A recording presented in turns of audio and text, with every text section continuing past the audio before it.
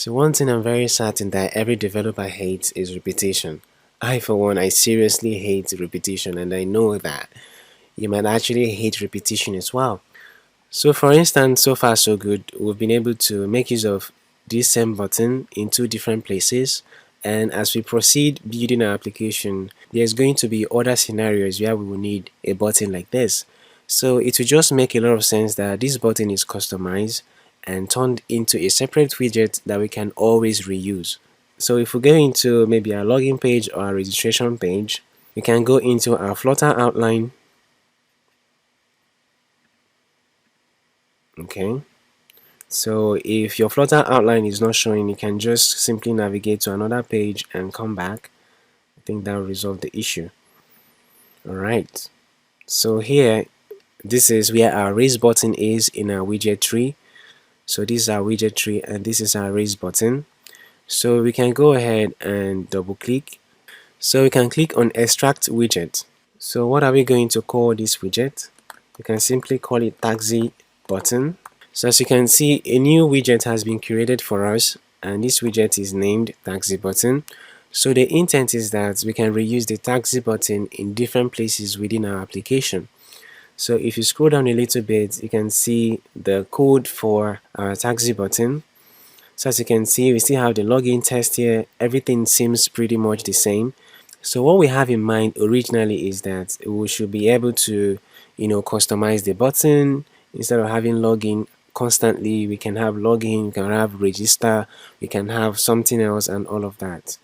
So we need to find a way to be able to pass in custom values into this widget whenever the widget is being created.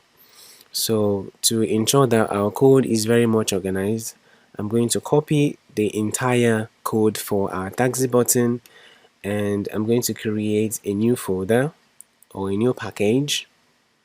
So I'm going to call this package widget. Alright, so we really have a knack for code organization, so it just makes a lot of sense that we'll organize our code in a very good way so that it becomes easily manageable and things like that. So I'm going to go ahead and create a new dat file. I'm going to call it taxi button. Alright, so the first thing I'm going to do here will be to import material.dat, and after that I can go ahead and paste the code for our taxi button. So I'm going to go ahead and remove all of this. Okay, so like we said, we want to be able to send in custom values into the button when we are creating it. So some of the custom values that we might want to send in will be the title of the button. That's what's going to display on the button, which is this. It's not always going to be login, and the color can actually be different most of the time. So we have to find a way to customize the color as well. And also we need to be able to pass in a custom function because we want the button to do different things at different times.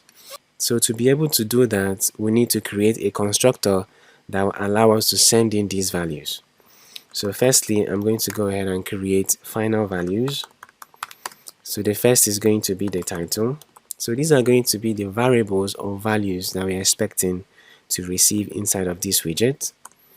And the next is going to be a function. So we can now go ahead and create a constructor.